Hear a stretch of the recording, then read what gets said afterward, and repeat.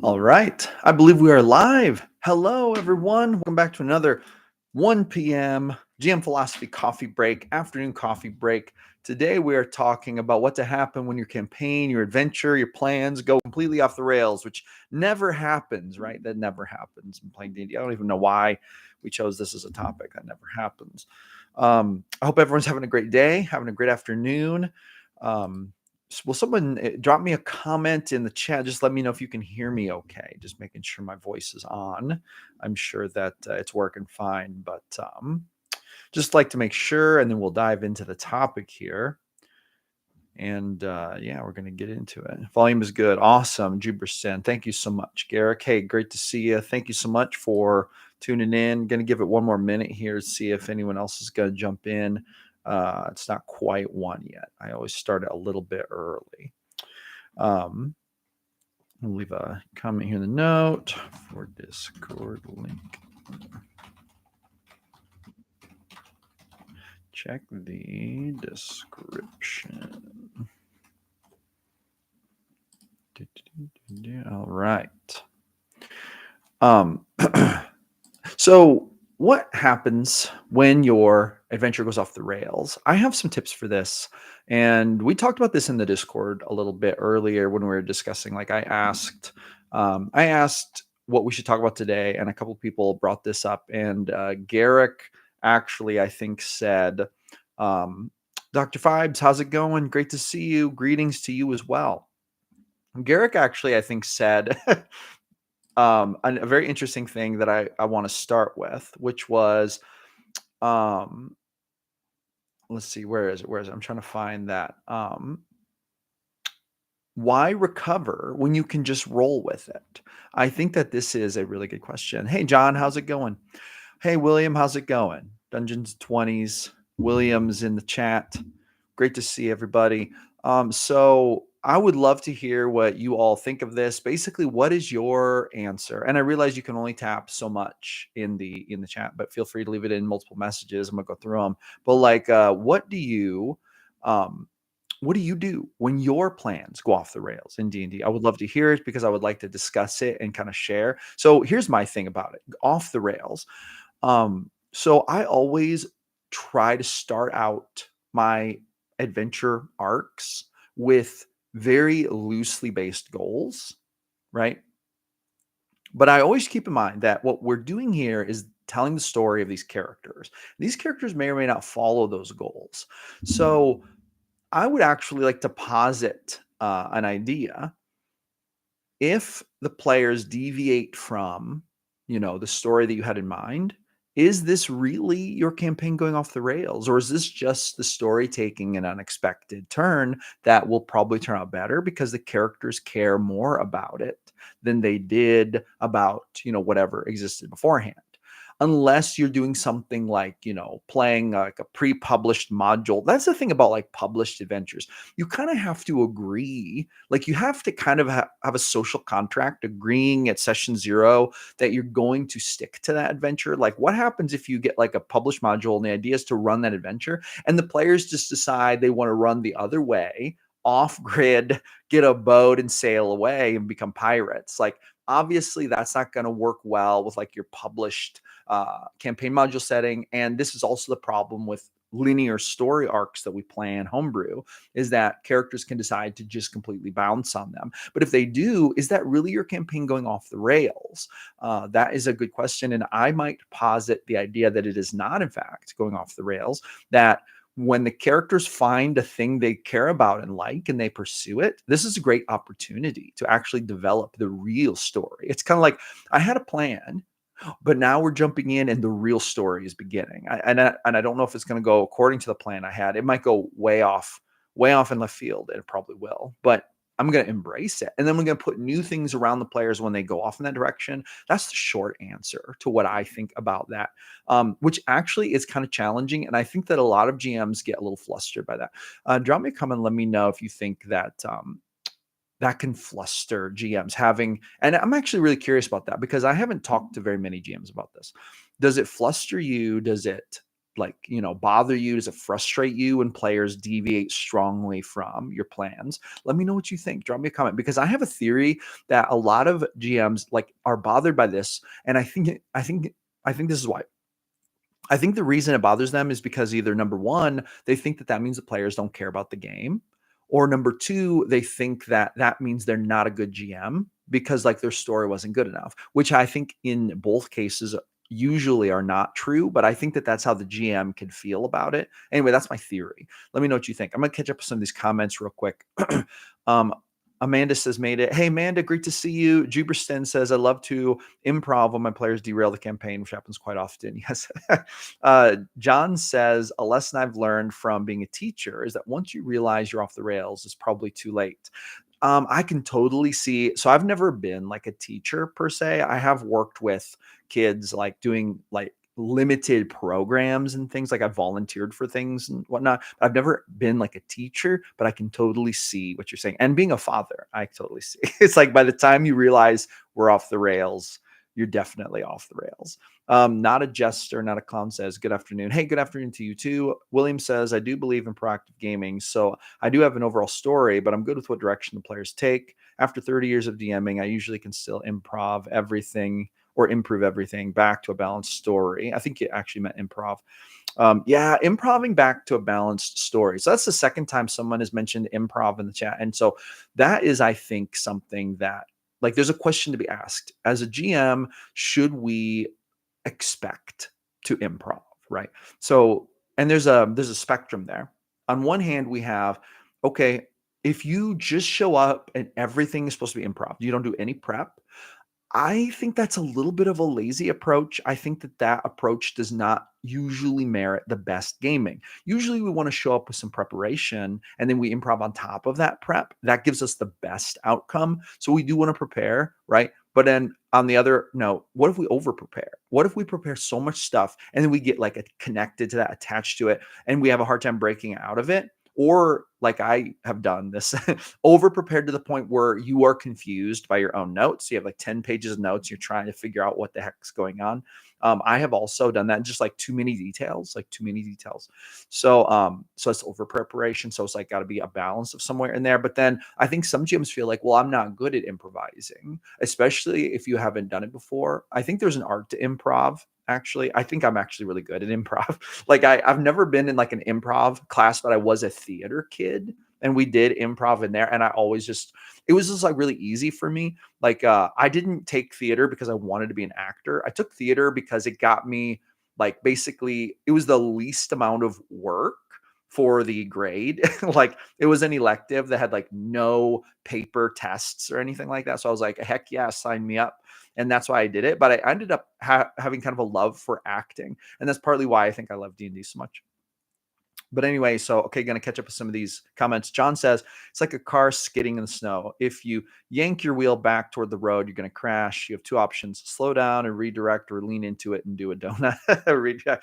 Yes, that's actually quite a good analogy. Thankfully, the consequences aren't quite as dire in D&D as they would be on the car skidding in the snow.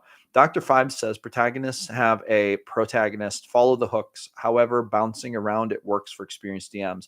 Don't let it fluster. Pivot. Yeah, that's a really good advice, actually. Garrick says, one time recently, they had to save their home city from 2,000 level 2 Vikings. So 2,000 level 2. That's 4,000 levels of Vikings, just to clarify. 4,000 HP dice worth of Vikings. I had a strategy and hinted it through NPCs. They started on that, but wanted to switch to an obvious loser strategy. I couldn't afford this major city to be pillaged and burnt, and I had to get them back on the workable path. Other times, I've always gone with the flow. I needed that city to survive. Hashtag GM problems. Maybe it's funny. Not a jester, not a clown says, my buddy's wife, who GM'd a campaign for us a year ago, she has a great storyline, but has a habit of trapping us, the party, into quests we're not comfortable doing and adding too many consequences. Okay, that's interesting. Jester, I would actually like to hear what you think about that. Like when you say not comfortable doing, is it because it's like not fun, or is it because it just doesn't interest you, or is it because it's like for NPCs you don't like, or like what about it like makes it uncomfortable, and then I would just like to hear about the consequences. Is it like your player characters are going to go to prison if they don't do it in the game or something? Like, I'd like to hear more about that. Jubersten says, I ran a one shot for Thanksgiving, and my players were supposed to go into the town to acquire hints for the main plot. Instead, someone went to the stables to grab a donkey. The donkey had to give them tips. Oh my gosh. Okay, so the donkey had to give them tips. That's okay. That reminds me of this one session I ran where a bunch of it happened. Like half the session was spent in the stables, and it was like a very simple thing. The players were going to go into they were going to go into the stables basically to drop off their horses. They were going to leave their horses in the stable, but one of the players didn't have a horse. I can't remember why. For some reason, one of the players didn't have a horse. But they went in there to take their horses in there. And then just a lot of stuff happened. And the stable ended up getting set on fire. They ended up stealing a bunch of horses. Guards were trying to kill them. Um, it was like a whole half session that was supposed to be this like adventure into town and a mystery, and it was like in the stable. It's like I don't even remember how we stayed in the stable for half a session, but it totally happened. But it turned out to actually be a pretty metal session. There was like some really good combat in there, and I don't know why I don't even remember why we were in there. One of the player characters died. His character died in there. He perished in the fire. He couldn't get out in time. The thing collapsed on him, and he rolled up a new character, but he said he was fine with it. He said that he knew he was taking a risk when he stayed in the stable for that long. Anyway, Prophet Roll says, hey everyone, sad I missed the last two. Oh, hey Prophet Roll, how's it going? Garrick says Balaam's donkey reborn. Absolutely. John says, Garrick, if the city is taken, it's taken. Now they need to figure out how to get it back. Sounds like a great movie, actually. Not a jester, not a clown says, actually, I would like to go back and I would like to ask Garrick, why was the city so important? I'm actually interested because the stakes must have been really high for you to care that much about it rather than let it be taken. So there must have been like a strategic reason. Not a jester, not a clown says, our choices to solve issues were limited. We had little. Okay, our choices to solve issues were limited. Okay, so choices were limited. We had little to no break to recover and or generate gold income. We started to lose trust to and from the kingdom we saved. Okay, so it sounded like kind of a breakdown of trust, breakdown of circumstances. When you say the choices to solve issues were limited, do you mean like it seemed like GM limited or just limited in terms of like the setting or the story? I'm interested. I'm just very interested because this is exactly what this is what we want to avoid. This is what GMs want to avoid. They want to avoid players feeling this way, right? So for example, not a jester, when you said earlier in your comment, um, there was a great storyline, but there was a habit of trapping the party in a quest you're not comfortable doing and adding too many consequences. Like that's something that a GM doesn't want their player to say about their game. Like, so if we're trying to learn to be better GMs, increase the quality of our GM craft, we want for our players to say, oh, I felt like we had lots of options. I felt like I could do whatever I wanted. I felt like I took a risk, et cetera, et cetera. We want them to feel like they have control of the destiny of their character. Now, their character might have to take risks. Not everything might be possible, but the freedom to choose is a pretty important freedom when GMs are running games. And this ties back into it's like when things go wrong, how do you fix it? How do you get it back on track? And like who was it who had the phrase? I think it was Stephen King who said kill your darlings. Is that who said that? It's like a piece of writing advice. I'm going to double check. Murder your darlings is what he said. Okay, this is like a piece of writing advice, and I really admire Stephen King as like a writer. He's like a really good writer, and I have actually watched a lot of like interviews of Stephen King just about like from a writing perspective. But he has this concept called murder your darlings, and it's like sometimes you're writing and you care a lot about a certain like plot line or a certain character or something, but if you care about it, you're going to be tempted to kind of keep it around too long, or you're going to be tempted to make decisions that go against the intuition you're going to override your intuition with your basically your emotional attachment to the thing. And this is always bad for the story. So what you should do is murder your darlings. In other words, murder all preconceived notions you had of these things that matter to you in your books. You love that character. Guess what? You might start writing and realize this character is about to die. It's time. Maybe you think while you're writing, maybe you don't want that character to die because you want to keep writing about it. So you try to engineer a save, but it's a lie. It's a lie, right? It's not the real thing. And I think the same thing happens when we're playing TTRPGs. What happens is we get attached to things now, and as a GM, what do we get attached to? We get attached to NPCs. We get attached to our ideas of these epic moments. We get attached to what we think what would be awesome for the group to do. We get attached to wanting the group to enjoy like a particular storyline. But a lot of times our intuition, I find this is true for me. I would actually be interested in hearing what you all think in the chat. Let me know if you feel the same way. But my intuition tells me what the right thing is. And sometimes I don't like it. Sometimes it goes against what I wanted to happen. You know, um, not too long ago, my core group came into this city. They came into the city, and I can't remember what the name of the city was, but the nickname was the City of Dreams. And there's this whole dream plague kind of arc that went on. But when they came into the city, they got introduced to this princess who was basically trying to get their help for the dream plague thing. And one of my characters, who's very chaotic, he basically instead like they were able to take out the guards very quietly, and then they basically used this magic item to banish her to another world. And then he like used some magical ability to like shape shift into her, and he took her place. I was not. There was not a single part of me that expected that in any way. I had zero expectation that would happen. I thought they would talk to her and they would either accept the mission or they would deny the mission, which would have been a little complicated, but she would have let him go and been a little mad. But no, the whole next session was spent with him trying to acclimate himself to playing her role in the palace and the royalty. And as it turned out, she was not only the princess in the monarchy, but she was the high priestess of the church of Alzul, the basically the mirage god, the god of tricks. So it's like who's the patron god of that city.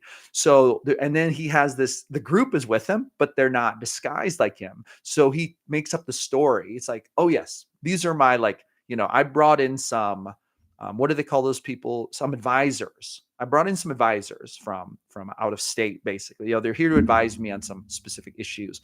And so like that's how he's been playing it off. And basically they're guests in the palace. And so there's this the whole dream plague thing is just like, okay, that every single thing that I thought was going to happen just down the drain. And I was so tempted to be like, this is like, what am I going to even do with this? Like, there was a moment where I was exasperated between sessions while I was thinking about it. I was like, this is so exasperating. Why? This makes it so much more complicated. I have to flesh out so many ideas just to figure out what is even going on. Like, I wasn't planning on delving that deeply into how the monarchy functioned or even how the religion functioned. I thought they were only going to hire the group or get them to do it for free. I did not think the group was going to enter the heart of the system and become an essential cog in it, right? But now I have to flesh all that out. And so it's like, and I was exasperated. I was like, this is actually going to suck. This might suck because what if I can't do a good enough job at fleshing that stuff out? What if it doesn't come off as being like good enough? Like I just wasn't expecting it. I don't know if you have much experience, but fleshing out like government functions is kind of difficult actually to make it so it's not just cookie cutter. Anyway, long story short, I was like, okay, you know what? This is what happened. So we're going to roll with it. And then the next session was super fun, really funny. It was like very, very like filled with role play and interesting things. And the players having to kind of deceive their way through. And then what was really funny was that everyone was expecting the princess, aka the player who was impersonating her, to act a certain kind of way. And then she was just acting apparently very different than her natural personality, and everyone was like, "What is going on with you today?" Like it was this really funny role play like thing from a personal view. Even her personal servant was like, "Milady, forgive me for asking, but you seem a little bit different today. Is everything okay?" Like they're just this is this funny situation. Anyway, so okay, let's catch up with these comments now that I just told you a huge story. Um, well, let's see here. Garrick says too many things would have been. Oh, okay. We're talking about the city that Garrick preserved rather than letting it fall. Too many things would have been non-applicable if city fell. The whole diplomatic mystery arc, for starters. Mystery arcs are difficult in a way because mystery arcs sort of depend on some details remaining true. So it is really easy to ruin a mystery arc, and for that reason, I actually totally understand that. I'm running my where is it? I'm running my Haunting at Ashburrow mystery arc for my Discord group right now. Profit Troll is in that game, and yeah, mystery things are kind of sensitive and complex. And we had to have a conversation basically about like, hey, just so you all know, there's kind of like a linear story to this. Are you all down with that? And everyone agreed to say, yeah, we want to pursue that story rather than like just bouncing and becoming pirates or something. Like we agreed to play the story. Sometimes that has to happen. Sometimes you have to agree to play a certain kind of story so that you have the expectation that things will not just really go off the rails into deep territory. Profit Roll says, I ran the first part of a 2-shot yesterday. The whole thing was off the rails. The more it deviated, the more I could make new stuff make sense. Sometimes that's the way it happens. Sometimes wild stuff informs other wild stuff. Garrick says, like I say, only time I've done that. Juberston says, I like to roll with what my players do, which is why I'm grateful for the tips GM Philosopher gives me and you guys in the comments for the world building tips when I was overwhelmed. Oh, yeah, heck yeah, no problem. Dr. Five says, yep, Stephen King. John Haney says, I had a whole Underdark arc planned, including how to get rid of a powerful cursed item. My players got there and immediately noped back up to the surface. I'm going to continue John Haney's thread here. At first, I was super annoyed, but now I get to figure out a new arc and they have to deal with the cursed item a while longer. And that new arc led to the Phylactery Factory. So, silver lining. For those of you who don't know, the Phylactery Factory was John Haney's winning contribution to our content creation contest, 2-page dungeon in the Discord. If you have not joined our Discord yet, you should do so. Link is in the description. You can also find links to my books down there. Check those out. And also to my favorite Amazon D&D items right now. Please click on my Amazon D&D items. If you do, I may earn a small commission if you purchase something at no additional cost to you. That helps to support the channel. So thank you so much. It's part of me trying to support the channel and get it rolling so that I can do bigger things. All right. We have, let's see.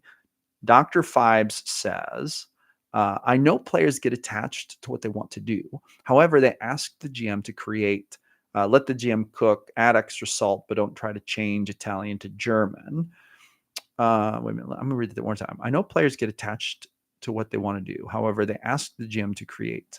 Yeah, let the GM cook. I think players, I think sometimes players don't understand that. And I think that that's why I have found that it's so much more fun and it actually is so much more rewarding, I think, to play like with other GMs. Like right now, the majority of my core group are all GMs who run their own games. And the maturity level of that group is just so much higher. GMs just understand that relationship so much better than people who have never GM'd before. So very valid point. Okay, Not a Jester has dropped some stuff about the previous conversation situation where they felt like they didn't have the choices. I want to read through this. So here's what was said. That is what was interesting. Our party started out as childhood friends escaping a sheltered village ruled by a demigoddess. It was a plot point that held our party together, and because of our backstories, we were targeted by so many NPCs for information of said village. With our character deaths, I get the sense her storyline for said campaign would fall apart, which probably was why she went into a hiatus. Half our players retired their characters for another one. Oh, so it's okay. So the campaign sounds like it's done. Okay, so it almost kind of sounded like if your characters died, it would ruin the story, kind of thing. I think that's what you're getting at. Interesting. Very interesting. Okay. Garrick says roughly monthly. I think someone asked how often Garrick's game is. Profit Roll says that Mimic looked cool. Oh, yeah. My group was all GMs too. Oh, yeah. Okay. Profit Roll, your group is GMs. Yeah. Which is interesting because, like, I think right now, I mean, both groups I'm running, my core group and the Discord group, everyone is also, I mean, most players I think are also GMs. So that's super, super awesome. Yeah. So anyway, with that being said, I do want to say something here about when your stuff goes off the rails and there are sometimes these weird moments in D&D where things seem to go off the rails and you can feel bad about it. And my example of when the player basically banished that princess and then took her place in the palace, like I did not see that coming. And it illuminated a fear in me. I was afraid, oh no, I've made a mistake and it's actually going to hurt the game. Here's what I was afraid of. I was actually at the core, I was afraid that I allowed that to be too easy. And in doing so, I set myself up for an arc where the characters were now going to be in the monarchy of the government, and I wasn't going to run it well enough. I was like, this just got a lot more complicated. I'm afraid that when I try to flesh this out, it's going to really bring down the quality of immersion. Like that was my fear, okay? But that's not at all what happened. What happened was the next session was really fun, like super fun, and it's moving kind of slow. And that's the way these things go sometimes. If you just chill out a minute, let the players role play, let them do their thing, you'll find that things don't happen near as fast as you anticipate, and you can like let the game take a kind of a slow chill pace, and you have time then to come up with what's going on. You give yourself a little time, you buy some time. And that's what we did. Like half of that whole next session was basically a meeting where those characters were meeting in the spa to discuss their plans. And the reason they were meeting in the spa was because the princess heard that there was a spa in the palace and said, we want to go there. And then one of the other characters, he basically woke up and was told, well, he asked, what is the room directly beneath mine? Because he was on the second story. And the servant said, oh, that is the spa. And so he said, send word. I want to have a meeting in the spa downstairs with the other guests. So it's like met in the spa. And then, so they have meeting for a while. And then the father of the girl shows up because he has like an interpersonal conflict he wants her to help him with. Turns out this city is a matriarchy. So the head monarch is always a woman. And it turns out that this princess was the daughter of the monarch, so the woman, but her father is a very flamboyant gay man who is having relationship problems with his boyfriend Devon because the monarchal queen does not approve of Devon for some reason, which has not been illuminated. And basically, there was this whole conversation where the father was trying to get the daughter to speak to her mother to let him keep inviting Devon to the palace. Because if the queen forbade it, he was not allowed to have him over. And he was really mad about it. And he was basically like, he's trying to enlist his daughter's help in getting the queen to allow him to continue to see Devon. So it was just like really like it was like a personal conversation, but it was also really funny because there was a lot of like this father's talking to his daughter, but he wasn't actually talking to his daughter. He was talking to some dude who has taken his daughter's place. And so he was like, why are you acting so weird? Why are you acting so weird? And then now the father's convinced that the reason the daughter's acting so weird is because she's probably planning to get married or is dating someone, which is a big deal because the leader of the religion is not supposed to be romantically involved with anyone. So she would not be able to be the high priestess anymore. That would fall to her next sister. And then he expresses displeasure over that because apparently he does not like his younger daughter as much as his older daughter. So this is like whole thing. But most of the session ended up being about those situations and not even about the government functioning, which gives me a whole nother span of time to plan that out and make it more believable. So it works out and we find a way to make it work out. And if it's not perfect, that's okay. So don't get down on yourself if things go off the rails. Sometimes things go off the rails and you can give yourself time. Just, sometimes you just chill on it. Just like you don't know what's going on, but it's like, I'm not going to let on that I don't know. I'm going to act like this is all according to plan and you just go with it. You go with the flow. Okay, I'm going to catch up on these. Comments here. Let's see. 20 Herminator. Oh, Herminator. How's it going? What about having a cool idea for an overarching villain plot and you're afraid your players will accuse you of railroading?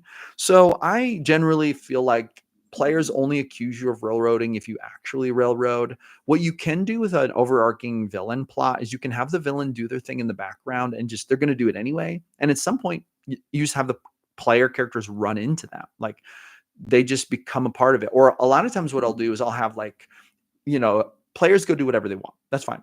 They fight this caravan guard thing. They're fighting them, raiders. Okay, cool. Turns out the raiders were working for someone who's working for the lieutenant of the big bad. So word starts creeping up the chain that these characters are becoming a problem. And then that builds over time. Before you know it, the players have been involved in 3-4 different combats with minions of the big bad without even realizing it. That big bad's mad. Sends messenger. You've been messing with my operations. Guess what? There's only 2 options for you. Join me or leave. The only alternative is destruction, right? So then you have the situation, you can kind of bring it in that way. I've done it before that way. I think that works really well. John says, they're not in control of the villain. They can cry me a river, build a bridge, and get over it. John's telling it like it is. Every Juno Huxley says, I missed the start. Dang it. Hi, everyone. Oh, hey, Avery. How's it going? Garrick says, hi. John says, got to go teach later. Hey, have a good one, John. Dr. Five says, use the cool idea. Players who scream railroading should be explained that they are part of a story. If a player wants to do a thing, just ask DM to take them there somehow as opposed to forcing it. So actually that's a good thing. I think players should talk to the GM about what they would like for their character, what they see happening, what their aspirations are, because that gives the GM information they can use to maybe plan how it's going to go. I think that that's really actually a good tactic for players to use. I wish more players would tell me what they plan and want for their character, because I would want to find ways to offer those options in the game, right? Like, for example, I have one player who has recently said they're really interested in like building alchemical explosive devices. And I was like, boom, that's awesome. And I am now trying to work that in, which is not very difficult. When I say I'm trying to work it in, that player isn't able to make it lately because of work. So when they come back, we will work it in and it'll be awesome. But that's just something they shared with me. They were like, that's something I want to do with my character. And that gives me a heads up. Oh, they'd be on the lookout for this. They'll probably find it, right? Garrick says, I think an overarching permanent BBEG is a bad idea. Oh, interesting. Okay, Garrick, I'd love to hear why you think that, actually. Jubersten says, I agree with Dr. Fibes and John. In the end, the DM is in control and trying to incorporate everyone in their own way to the story. Yeah, totally, for sure. Garrick says, my BBEGs come and go. That's good. No, there can definitely be more than one. BBEG for sure. Babag, as they say. There can be more than one babag. All right. With that being said, it's been a little over 30 minutes and I should probably return to work.